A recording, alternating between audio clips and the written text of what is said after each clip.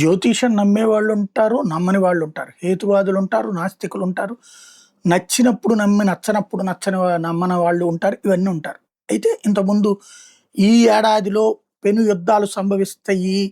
America లాంటోళ్ళు కూడా యుద్ధంలోకి దిగుతారు అని వాళ్ళు చెప్పినప్పుడు మనం గతంలో కూడా వీడియో చేసాం. అప్పుడు ఇయన్నీ ఎక్కడ సాధ్యం అనుకున్నాం. తీరా చూస్తే ఇరాన్ మీదన ఇజ్రాయెల్, అమెరికా కలిసి చేసిన దాడి, ఆ తర్వాత జరుగుతున్న పరిణామాలు చూస్తుంటే యుద్ధాలు ఆ చెప్పినటువంటిది కరెక్టే అనిపించింది. ఇప్పుడు మరొక కాన్సెప్ట్ చెప్తున్నారు. సెప్టెంబర్ దాకా నరేంద్ర మోడీ మీద నెగెటివ్ పెరిగే అవకాశం ఉంది.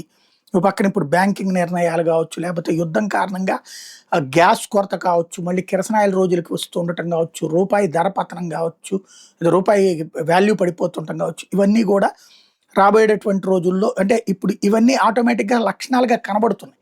వాస్తవానికి కొంత ఇంపాక్ట్ ఉంటుంది అన్నటువంటిది లెక్క చెప్తున్నారు.